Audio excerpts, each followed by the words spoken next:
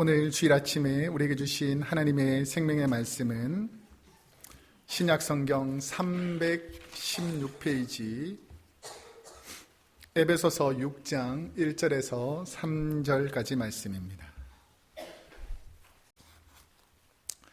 제가 주일날은 대부분 저 혼자 읽는데 오늘은 우리가 성경 말씀을 내 입술로 고백하겠다는 마음으로 우리 한번 1절부터 3절까지를 함께 읽어보겠습니다. 시작.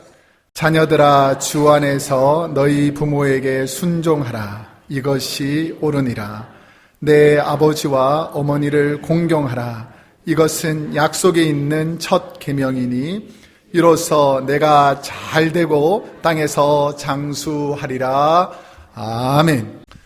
오늘 우리에게 주신 말씀은 에베소서 6장 1절에서 3절 말씀을 중심으로 오늘 설교 제목은 눈물의 어머니, 가슴 시린 아버지라는 제목으로 하나님 말씀을 선포하도록 하겠습니다. 자녀로서 나이가 들면서 더 그리워지고 세월이 흘러 부모님과 떨어져 있는 시간이 길고 또 시간이 흘러 부모님이 돌아가시고 나면 더 애달프게 부르는 이름이 바로 나의 사랑하는 아버지, 어머니라는 말이 아닌가 생각합니다. 살아계신 분들이야 아버지, 어머니라고 부를 수 있는데 어느 순간 내가 부를 아버지, 어머니가 없다라고 생각하니까 얼마나 마음이 아프겠습니까? 우리를 길러주시고 우리를 낳아주시고 우리를 이 땅에서 하나님의 자녀로 살아갈 수 있도록 우리를 키워주신 그 아버지, 어머니의 은혜와 사랑을 기억하는 하루가 되기를 축복합니다. 지금부터 100년 전쯤에 미국의 어느 시골을 한 가난한 과부가 살게 되었습니다. 결혼해서 아들 하나를 낳았는데 남편이 갑자기 죽어버린 거죠. 그러니까 100여 년 전에 미국 땅에서 갑자기 남편이 사라지고 어린 아들 하나 키워나가기가 얼마나 어렵겠습니까? 그러니까 이 어머니는 그래도 자녀를 먹여 살려야 되니까 할 수 있는 일은 거의 다 했습니다. 그래서 낮에는 양계장에서 그러니까 닭이 얼마나 많이 있습니까? 그리고 냄새가 얼마나 많이 나고 힘든 일입니까? 그런데 그 닭똥을 치우고 닭을 관리하는 이런 일들을 아들 하나 바라보면서 최선을 다해서 일을 했다는 것이죠. 그리고 저녁에는 이것으로는 생계가 되지 않고 자녀 교육에 도움이 안 되니까 재봉틀을 가지고 바느질을 해서 그 자녀를 먹여 살리기 위해서 밤낮 가리지 않고 열심히 일을 했습니다. 그러니까 그 부모님을 보면서 그 외아들이 어머니의 그 큰 사랑을 도저히 이렇게 그냥 지나갈 수가 없는 거죠. 그러니까 자기가 할 수 있는 최선이 뭐냐면 열심히 공부해서 어머니 앞에서 자랑스러운 아들이 되기를 원했습니다. 그래서 하나님의 사랑으로 늘 신앙교육 받던 그 자녀는 열심히 공부합니다. 그래서 최선을 다해서 고등학교를 졸업할 때에 수석으로 졸업하게 됩니다. 미국에서는 혹시 고등학교에서 수석으로 졸업하면 어떻게 하죠? 졸업식 날? 수석 둔 자녀들이 별로 없어서 그런지 잘 모르시지만 그 자녀들 중에서 학생들 중에서 제일 우수한 학생이 연설을 하죠. 연설을. 그러니까 그런 연설할 수 있는 기회가 있었는데 어머니한테 내가 이제 수석으로 졸업하게 되어서 내가 연설하게 됐는데 졸업식 날 꼭 오라고 말하는 거예요. 그러니까 어머니가 그 얘기를 들으니까 너무 기쁜데 너무 고생스럽게 젊을 때부터 고생을 너무 하다 보니까 또래 부모님들보다 너무 외모가 이렇게 햇빛에 많이 거슬리고 막 주름도 많고 이러니까 부끄러운 거예요. 자녀들을 보기에. 그리고 한 번도 평일날 쉬거나 좋은 옷을 입어본 적이 없기 때문에 막상 졸업식 날인데 다른 사람은 다 화려하게 입고 오는데 나는 입고 갈 옷이 없다라고 생각하니까 아들에게 이렇게 말합니다. 나 사실은 다른 약속이 있어서 그날은 못 갈 것 같다라고 말을 합니다. 자녀가 이 말이 거짓말인지 정말인지 알았을까요? 몰랐을까요? 예, 확실히 2부가 똑똑하네요. 1부 때는 몰랐을 거라 그러는데 수석을 할 정도니까 얼마나 똑똑하니까 다 알겠죠. 어머니가 나를 위해서 그러는구나. 그 상황에서 아들이 어머니 앞에 무릎을 꿇습니다. 그러면서 어머니, 제가 한 번도 어머니의 말씀을 거역하고 내가 어머니의 뜻과 다르게 말한 적이 없는데 오늘은 어머니에게 부탁합니다.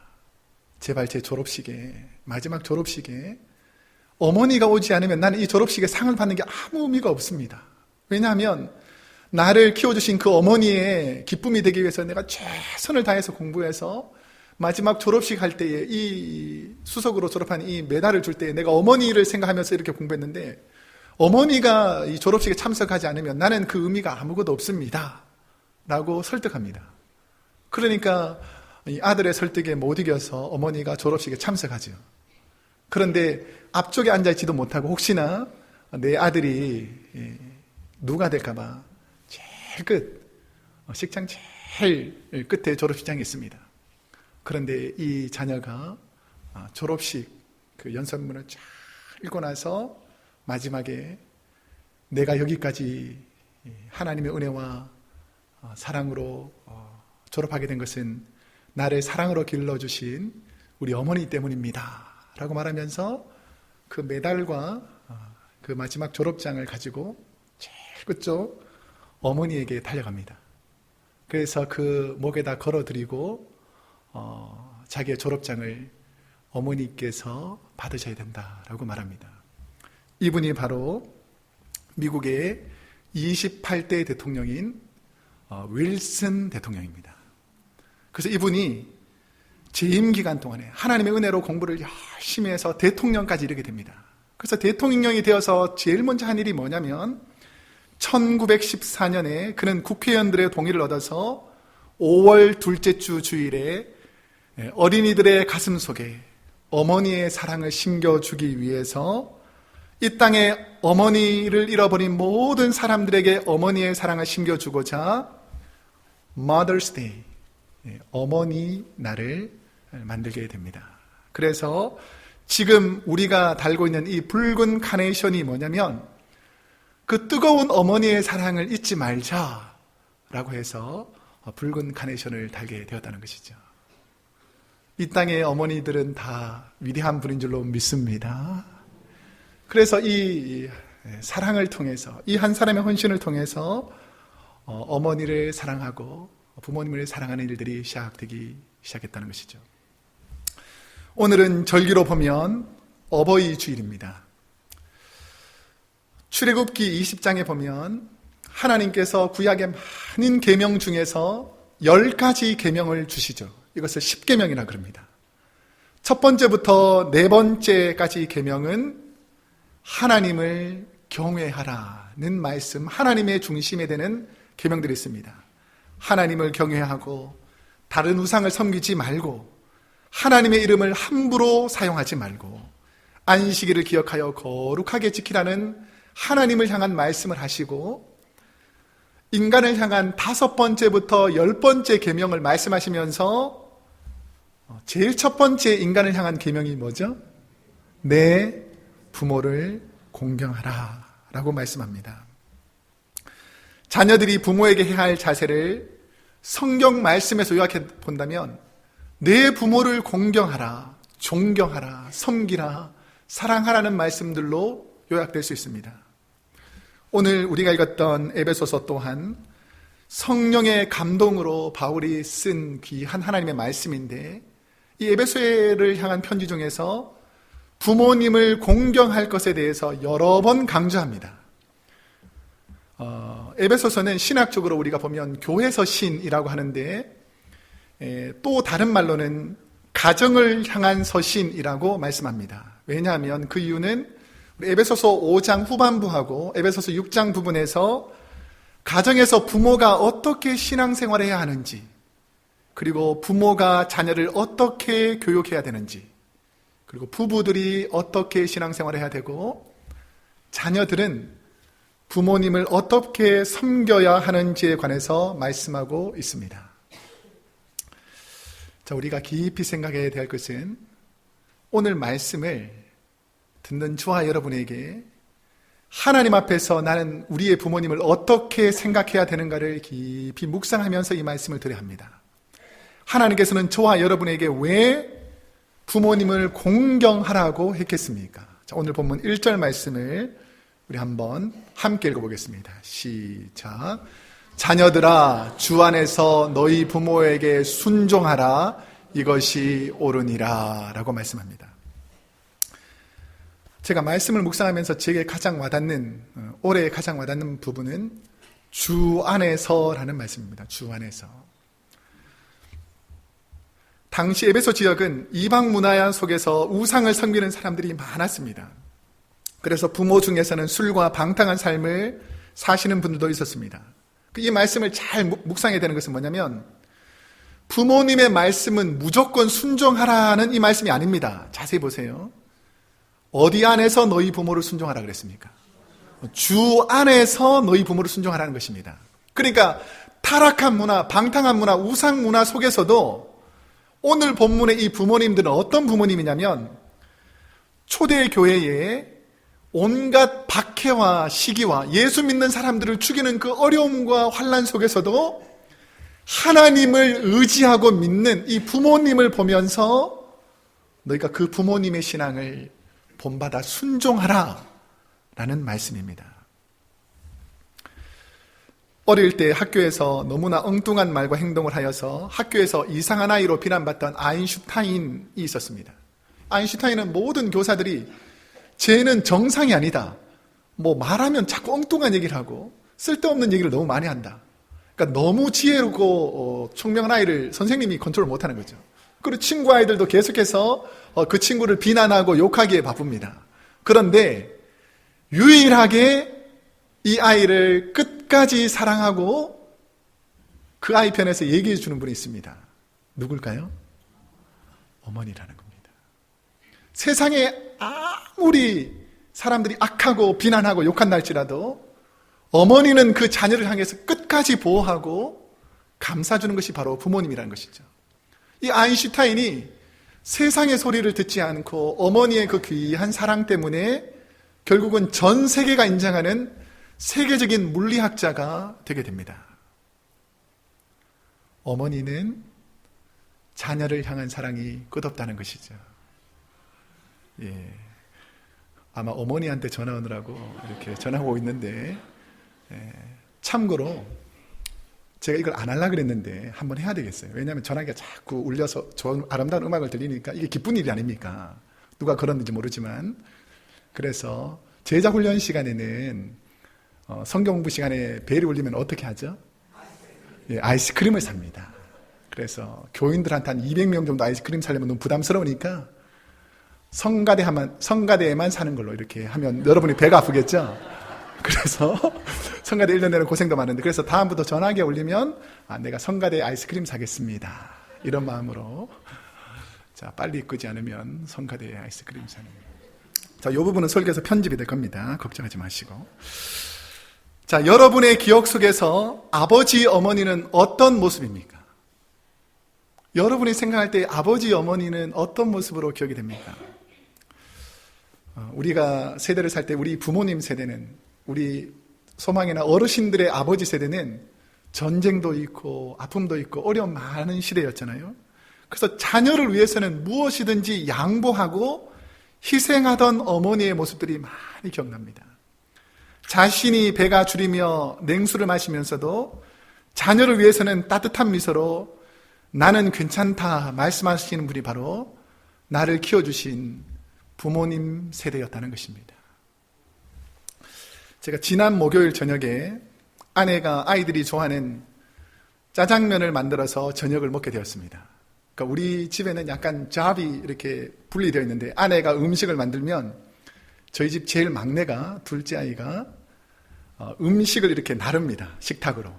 어머니가 만든 음식을, 애가 좀 날라하면 음식을 나르는데, 평상시에는 애가 좀 슬림하고 먹는 입이 좀 짧아가지고 제일 작은 것은 자기 자리 놓고 좀 많은 것은 형이나 저한테 이렇게 놓습니다. 엄마한테. 근데 그 짜장면이 나오니까 우리 아내가 늘 이렇게 그릇을, 큰 그릇 세 그릇에다가 우리 산에 남자들 3명에게 짜장면 그릇을 놓거든요. 제일 큰 것을 자기 앞에 딱 놓고 그 다음 큰 그릇은 아빠, 그 다음에 좀 작은 것은 형한테 딱 놓은 거예요. 그 형아가 딱 와가지고 딱 보니까 자기가 제일 작거든요. 그 동생하고 막 한참 실랑이를 벌리고 있는 거예요. 그러니까 이제 조용히 시키고, 야, 기도하고 밥을 먹어야 되지 않겠냐. 그래서 기도하자. 그래서 기도를 했어요. 다 기도하니까, 아멘 하니까, 그래서 막 먹느라고 정신이 없는 거예요. 근데 아내가 이제 마무리해서 이제 정리해서 딱 왔는데, 그릇이 조그만 거예요. 조그매. 그러니까 이제 자장면을 하다 보면, 4명밖에 안 되니까 좀 적당하게 하잖아요. 근데 이게 덜다 보니까, 애들하고 저한테 좀 많이 덜고 본인은 조금밖에 안 가져온 거예요. 그래서 이제 내가 아내한테 왜 이렇게 조금 가져왔냐 이렇게 물어보는 순간에 두 아들이 뭘 하고 있을까요? 정신도 없습니다. 빨리 먹고 더 주지 않겠나 이런 마음으로 열심히 먹고 있는데 제가 아내한테 물어보니까 낮에 먹던 식은 밥이 조금 남았으니까 나는 이 자장면에다가 밥을 조금 말아서 먹으면 돼요. 이렇게 말하는데 이게 제가 어릴 때부터 많이 들어보던 말인 거예요. 누가 말하신 건지 아세요? 우리 어머니가 늘 우리 내 자녀가 열심히 먹고 있으면 지금은 안 보였던 것 같아요. 제가 부모가 되니까 우리 어머니의 모습이 보이는데 제가 어릴 때는 내 거 먹느라고 정신이 없어가지고 우리 어머니가 뭐를 드시는지 보이지도 않던 그런 시대였는데 이처럼 우리의 부모님들은 우리 어머니는 자기는 희생하면서 늘 자녀들을 위해서 최선을 다해서 사셨던 분이 바로 우리 부모님들이라는 것입니다. 부모님의 마음은 늘 자신보다 자녀를 먼저 생각하는 하나님의 사랑이 담겨 있을 때에 아름다운 가정이 되는 것입니다. 자신의 것을 손해보더라도 자녀를 위해 헌신하고 희생하는 부모님의 모습에서 저와 여러분은 감동을 받습니다. 저와 여러분의 자녀들이 힘들어 눈물 흘릴 때 더 깊은 눈물로 기도하시는 분이 바로 우리 부모님이라는 것을 잊지 않기를 축복합니다. 본문에서 부모님을 공경하라는 말씀을 지켜야 될 이유가 무엇인가? 부모님을 공경하라는데 왜 지켜야 되는가? 자, 2절 말씀을 우리 한번 함께 읽어보겠습니다. 2절 말씀 시작. 내 아버지와 어머니를 공경하라. 이것은 약속이 있는 첫 계명이니 라고 말합니다. 지난 주간에 한 분이 저에게 메시지를 보내주셨어요. 존경과 공경의 차이라는 글을 읽고 참 공감하게 됐습니다. 존경은 마땅히 그 대상이 존경받을 행동과 삶을 살 때에 나오는 것입니다. 우리가 보통 누구를 존경한다라고 하면 저 사람은 참 존경받을 만한 삶을 살거나 존경받는 일들을 행동할 때 저 사람 참 존경한다 이렇게 말하잖아요. 그런데 부모님을 공경하라는 그 하나님의 말씀은 내가 존경할 만한 대상이 아닐지라도 내가 그 삶에서 존경할 만한 모습이 없을지라도 하나님은 나의 부모님이시기 때문에 공경하라라고 명령하고 있다라는 것입니다. 저는 이 글을 읽으면서 사회적 존경과 부모님을 향한 공경의 관점을 한번 생각해 보았습니다. 존경의 시작은 대상을 바라보고 내가 판단하는 지극히 주관적인 것이라면 하나님의 명령이신 부모님을 공경하라는 것은 나에게 시작된 것이 아니라 하나님께로부터 시작되는 것이라는 거죠.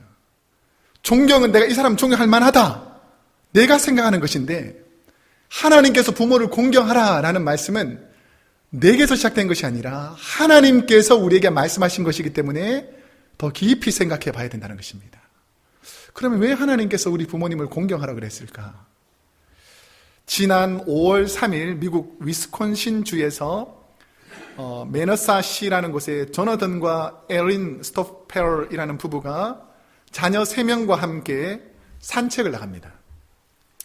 그런데 다리를 건널 때 27살 텔토르라는 청년이 자신이 파혼당했다는 그 이유 때문에 지나가던 사람들을 무참하게 총기로 난사합니다. 그리고 자신도 자살해버립니다. 이 공격으로 우리 그림에서 오른쪽 제일 밑에 있는 남편 조나단과 우리 왼쪽에 보면 자녀 셋이 나오는데 빨간 모자 쓴 이 11살 먹은 올리비아라는 그 두 분이 그 자리에서 바로 죽습니다. 그리고 31살 다른 행인인 애덤 펜털이라는 분도 목숨을 잃습니다. 근데 아내인 에린도 복부, 넓적다리, 왼손 등의 세 곳에 총을 맞습니다.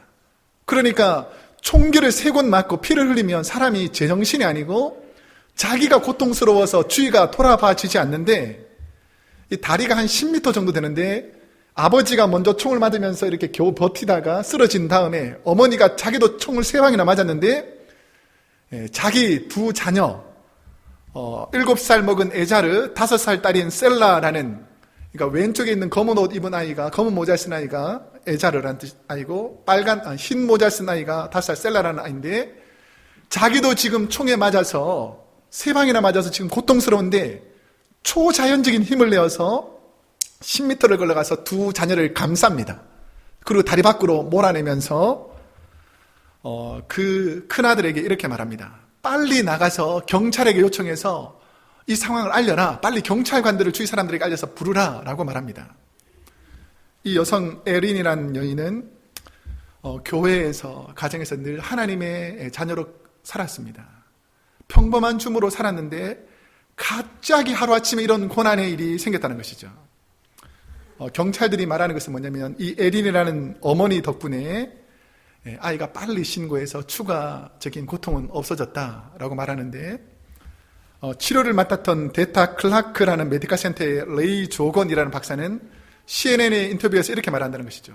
3군데의 총상에도 불구하고 아이들을 구출한 에린의 행동은 믿을 수 없는 일이다. 그러니까 자기가 의학적으로 봐서도 총상을 3군데나 맞고 다리를 건너가서 사람들에게 말할 정도로 이런 힘들은 보통 사람에게는 일어나지 않는데 어머니이기 때문에 가능했을 것이다. 하나님이 도와주었다. 자녀를 살리는 어머니이기 때문에 그런 일을 할 수 있다라고 의학 전문가가 말을 하더라는 것입니다. 중환자실에서 남편과 큰딸의 죽음을 모르는 에린 가족을 위해서 미국 전역에서 성금으로 돕고자 합니다. 그래서 그날 하루에 도운 온라인 모금 성금함에서 모인 성금이 12만 2,110달러가 모입니다. 아마 살아난 두 자녀는 평생 살면서 어머니의 은혜를 잊지 못할 것입니다. 내가 총기 난사에서 죽을 수 있었는데 어머니 아버지가 몸으로 나를 막아서 내가 살아났다라는 것을 평생 살면서 잊지 못할 것이라는 것입니다. 제가 한번 여쭤볼게요. 이 땅에서 제일 중요하게 생각하는 것이 뭘까요? 생명입니다. 생명. 혹시 생명보다 더 귀중한 것이 있을까요? 내가 아무리 돈을 많이 벌어도 생명을 잃어버리면 그 돈을 쓸 수가 없고, 내가 아무리 건강을 노력해도 생명을 잃어버리면 아무 소용이 없는 것이죠. 그처럼 이 땅에서 생명을 가장 귀중하게 생각합니다. 그럼 우리가 왜 부모님을 공경해야 될까? 이 땅에 저와 여러분에게 생명을 허락한 분이 누구죠? 하나님이시기도 하지만 일부 때는 하나님이라고 하던데, 하나님이시지만 결국은 누구를 통해서 우리가 이 땅에 생명을 얻었죠? 부모님이라는 거죠. 부모님 없이 이 땅에 존재하는 사람은 없습니다. 그처럼 우리에게 가장 소중한, 내 삶에 가장 소중한 생명을 주신 분이 바로 부모님이기 때문에 우리 하나님은 그 생명을 허락한 부모님을 공경하라 라고 말씀하시는 것입니다. 때와 저와 여러분이 바라볼 때 부모님의 말과 행동은 어릴 때 저와 여러분이 바라보던 슈퍼맨 같은 아버지도 아니고 모든 것을 다 이해하는 어머니의 모습이 아니라 할지라도 공경을 해야 되는 이유가 무엇입니까? 비록 내 속에 존경의 마음이 사라진 이 시점이라 할지라도 왜 우리는 부모님을 공경해야 되겠습니까? 젊었을 때는 부모님이 대단해 보이지만 연세가 드신 부모님은 연약해지시고 기억력도 떨어지시고 말씀하다 보면 말도 안 되는 것으로 논리도 부족하지요. 그럴 때 우리 마음속에 생기는 것이 뭡니까? 여러분이 부모님과 옛날에 얘기할 때에 부모님이 또 했던 말 또 하고 했던 말 또 하고 말도 안 되는 일로 잔소리하고 막 여러 가지 함에도 불구하고 우리가 부모님을 공경해야 될 이유가 무엇일까요? 그분 때문에 내가 여기 있다는 것을 잊어서는 안 됩니다. 훌륭하고 멋있을 때만, 존경받을 만할 때만 우리 부모님이 아니라 때로는 초라하고 연약하고 힘이 없어도 그분이 바로 나에게 생명 주신 나의 부모님이기 때문에 우리 하나님께서는 그 부모님을 공경하라 라고 말씀하신다는 것이죠. 잠언 23장 22절 우리 한번 함께 읽어보겠습니다. 시작. 너 낳은 아비에게 청종하고 내 늙은 어미를 경하게 여기지 말지니라. 잘 묵상하세요. 경하게 여기지 말지니라. 연세 드셨다고, 나이 많다고 자녀들이 함부로 말하는 경우가 많습니다. 부모님을 귀하게 생각해야 됩니다. 우리 디모데전서 5장 4절 또 함께 읽어보겠습니다. 시작. 만일 어떤 과부에게 자녀나 손자들이 있거든 그들로 먼저 자기 집에서 효를 행하여 부모에게 보답하기를 배우게 하라. 이것이 하나님 앞에 반드시 받으실 만한 것이니라. 부모님을 공경하라는 하나님의 명령을 순종하는 것이 왜 중요한가? 자, 오늘 결론적으로 3절 말씀을 한번 함께 읽어보겠습니다. 시작. 이로써 내가 잘 되고 땅에서 장수하리라. 아멘. 저와 여러분 가운데에는 부모님이 돌아가셔서 더 이상 부모님께 공경하지 못하는 분도 있을 것입니다. 그리고 어떤 분들은 부모님이 살아 계신다고 해도 내 앞에 있는 삶의 무거운 문제들 때문에 부모님을 돌아볼 겨를 없이 살아오신 분들도 많이 있을 것입니다. 그런데 부모님의 가슴을 멍들게 하고 어머니의 눈에 눈물이 마르지 않으며 아버지의 마음을 시리게 하는 것이 무엇일까요? 여러 가지가 있겠지만 어린 자녀가 먼저 이 땅을 이별할 때에 그 아버지, 어머니의 마음이 어떨까요? 내가 사랑하는 자녀가 있는데 그 자녀가 먼저 이 땅을 이별해 버렸을 때 그 어머니, 아버지의 마음이 어떨까요? 아마 그 자녀를 생각하면서 어머니는 쉬지 않는 눈물을 흘릴 것입니다. 그리고 그 아버지 가슴 속에는 늘 시린 마음으로 그 자녀를 생각할 것입니다. 왜 저와 여러분이 하나님의 말씀을 잘 따르고 부모를 공경해야 하는가? 여러 가지 이유가 있지만 하나님께서는 뭐라고 말씀하셨죠? 땅에서 잘 되고 장수할 거라는 것입니다. 우리가 장수하는 것이 어쩌면 부모님에게는 큰 효가 될 수 있다는 것을 잘 기억해야 합니다. 저는 가끔씩 TV나 인터넷을 통해서 어린 자녀들이 죽는 현장을 보면 가슴이 미어지듯 아픕니다. 세월호 뱃속에 자신의 자녀들을 묻은 부모님의 마음, 그 고통 중에 있는 경험이 아니라면, 그런 경험을 모른다면 그 부모님들이 얼마나 힘들지를 모른다는 것이죠. 자, 한번 입장을 바꿔서 만약에 여러분의 자녀가 그 세월호 속에 아니면 또 다른 죽음의 현장에서 고통당하면서 엄마 아빠를 애타게 외치면서 죽어가는 그 현장 속에 우리가 아무것도 할 수 없는 부모였다라고 생각하면 지금도 세월호 사건이 다가오면 그 부모님들은 어머니는 하염없이 눈물을 흘리고 아버지는 시린 가슴으로 그 바다를 바라보게 된다는 것이죠. 그러면서 저는 한번 생각해 봤습니다. 만약에 나의 자녀가 그 세월호와 같은 고통 중에 있다면, 나의 자녀가 지금 그 죽음의 현장에서 꼼짝 못하는 상황에 있다면 부모인 나는 얼마나 가슴이 아플까? 내가 얼마나 가슴이 찢어질까를 생각하면서 하나님의 은혜가 아니면 우리가 살아갈 수 없다는 것을 저와 여러분은 잘 기억해야 합니다. 그래서 하나님의 말씀, 내 부모를 공경하라는 말씀을 철저히 지켜나감으로 하나님께서 주시는 은혜가 아니면 이 땅에서 살아갈 수 없다는 것을 잘 아셔야 된다는 것이죠. 조류 중에서 모성애가 가장 강한 것을 펠리컨이라고 합니다. 우리 보이죠? 입이 큰 새. 그래서 물고기 같은 것을 바다에 가서 막 잡아먹고 위에 있던 물고기들을 이렇게 약간 토하듯이 이렇게 뱉어내면 애기 새들이 그 펠리칸을 어머니가 입을 벌리면 그 안에 이렇게 고기들을 주워 먹습니다. 그런데 고기들이 많을 때도 있지만 물고기들이 다 빠져나갈 때가 있어요. 그러면 애들에게 먹을 것이 없으니까 애들이 지금 어린 펠리칸이 막 굶주려서 죽어갈 거 아닙니까? 그 어머니가 자기도 먹을 것이 없어서 위 안에 든 것이 없는데 입을 벌린다는 거예요, 저렇게 새가.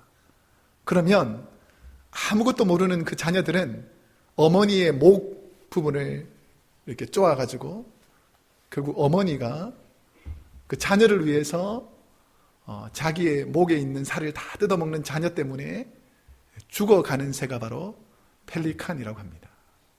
이처럼 모성애가 강한 새라는 것이죠. 설교를 준비하면서 참 충격적인 어머니의 사랑의 이야기를 접하게 되었습니다. 20세기 이탈리아의 최고 지성인이며 작가로 활동한 지오반니 파파니라는 분의 이야기입니다. 우리 왼쪽 그림에 나오는 분이 지오반니 파파니인데, 그는 원래 철저한 무신자였습니다. 무신론자였고, 그는 어느 날 무신론자로 살아가다가 무서운 병에 걸립니다. 오랜 전이기 때문에 이 질병에서 해결할 수가 없었습니다. 아들의 소식을 들은 어머니는 아들을 살리기 위해서 최선을 다하지만 낫지를 않습니다. 아들 하나를 살리기 위해서 얼마나 많이 노력을 했겠습니까? 그런데 아무리 약과 먹을 것을 해도 이 아이가 살아나지 않는 거예요. 그러던 중에 어떤 사람이 이 신실한 크리스찬이었던 지오반니 파파니의 어머니에게 이렇게 말합니다. 혹시 사람의 살을 이렇게 잘라서 자녀에게 먹이면 산다고 하는데 그런 얘기가 있습니다. 이렇게 말했어요. 어머니가 어떻게 했을 것 같아요? 그 얘기를 듣고 칼로 자기 허벅지를 자릅니다. 그리고 아들을 위해서 먹입니다. 근데 병이 차츰 나아지기 시작하고 아들이 호전되는 거예요. 그러니까 죽어가던 아이들이 살아나니까 얼마나 어머니에게 감사하겠습니까? 그런데 그 아이가 이게 뭔지도 모르고 어머니 내가 이거 먹으니까 살 것 같은데 조금 더 있으면 주시면 좋겠습니다. 이런 말을 하는 거예요. 그러니까 어머니는 아들이 완전히 회복된다라는 이 말을 생각하면서 아들 몰래 자기의 살을 칼로 베려다가 그만 동맥을 잘라서 정신을 잃고 맙니다. 쓰러집니다. 아들이 이 광경을 발견하고 오열하기 시작합니다. 그러면서 이렇게 말하죠. 어머니, 지난번에 먹은 고기가 어머니의 살이었군요. 어머니는 그의 목소리를 듣고 간신히 정신을 차렸습니다. 그리고 이 지오반니에게 마지막으로 부탁합니다. 나는 죄 많은 몸으로 너를 구했지만 예수님은 죄 없는 몸으로 우리의 살을 찢기시고 피를 흘리셨단다. 그러니 너는 반드시 예수님을 믿어 하나님의 자녀가 되어라 라는 말을 하고 생을 마감합니다. 자기가 철저히 무신론자고 세상적인 철학적인 책을 썼는데 이제 바뀌어서 쓴 것이 뭐냐면 The Life of Christ, 그리스도의 삶이라는 책을 쓰고 또 한 권의 책을 더 쓰는데 떡과 포도주라는 책을 씁니다. 주님이 말씀하신 이 떡과 포도주가 지금 나에게는 세상 사람들은 피상적인 떡과 포도일지 모르지만 나는 그 어머니의 살을 먹고 그 어머니의 피의 고통을 통해서 내가 예수를 구주로 영접하고 하나님의 자녀가 되었다라고 해서 이 떡과 살이라는 책을 쓰게 됩니다. 이 책을 통해서 수많은 불신자들이 하나님께로 돌아오는 은혜의 역사가 일어나기 시작합니다. 이제 말씀을 맺겠습니다.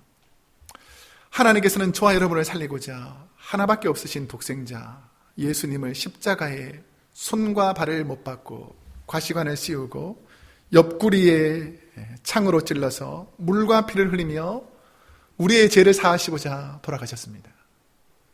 근데 그 예수님이 바로 우리 하나님이시고 우리의 아버지 되신 하나님이심을 잊지 말아야 합니다. 죽음의 대가로 저를 살리신 우리 하나님께서 인간에게 제일 첫 번째 되는 계명으로 주신 말씀이 내 부모를 공경하라는 말씀입니다. 이 말씀을 기억하고 오늘 하루만큼은 부모님을 사랑하고 부모님의 은혜를 기억하는 저와 여러분이 되기를 축복합니다. 기도하겠습니다.